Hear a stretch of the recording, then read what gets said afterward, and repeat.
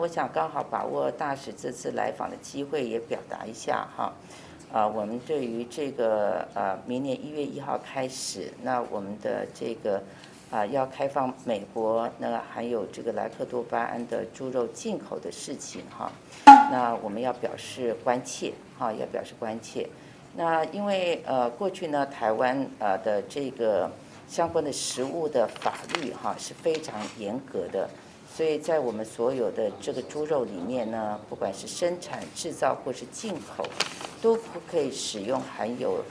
莱克多巴胺或瘦肉精的这个猪肉，这是之前已经既定的法律。那我们台中市也有一个单行的法律，就是城市的法律呢，也在这方面做了明确的规定。那我们台中市的法律是3年前就有的。那也因此呢，这段时间呢。我们的议会我们台中市议会，还有我们台中的市民，那这个很明确的表达他们不希望我们改变法律不希望我们解禁有关于就是含有这个莱克多巴胺或瘦肉精的猪肉进口，或者是在台湾生产那所以这是我们地方上的这段时间那民意所展现的一个态度。那这个没有针对性，而是我们本来就有这样的法律。那第二个呢，这是大多数的民意，因为在议会里面，我们地方的议会，还有在地方的民意上，那因为甚至有大学里面去做地方的民意调查，那大概都有这个7、8成的民众是反对我们这个放宽的法律。跟总统报告一下，因为蔡总统他已经答应美国，如果国会反对的话，他是不是就有台阶下？所以我们12月24号，如果立法院表决不通过莱猪进口，就解决了，对不对？这是个方法。所以希望民进党能够直球对决，就是记名表决，希望这样。好，谢谢陈委员，陈委员，2位陈委员，现场各位好朋友，还有我们台北市的王前议员，大家午安，大家好。今天我来这里给我们申委员加油打气最主要的也是一方面希望他保重身体，能够完成他的心愿。另外一方面也希望社会大众能够了解，我们并不反对美猪，而是反对莱猪，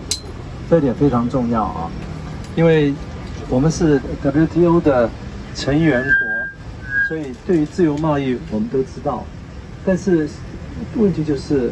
猪肉呢跟牛肉完全不一样。台湾人吃猪肉是吃牛肉的7倍，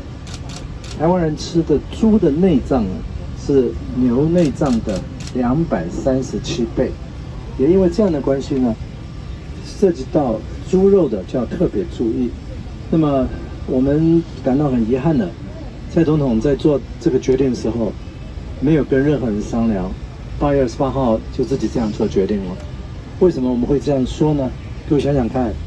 他这个决定做了之后，教育部马上出来说，中小学营养午餐不会用美猪。紧接着，国军说出来说，国军的膳食不会用美猪。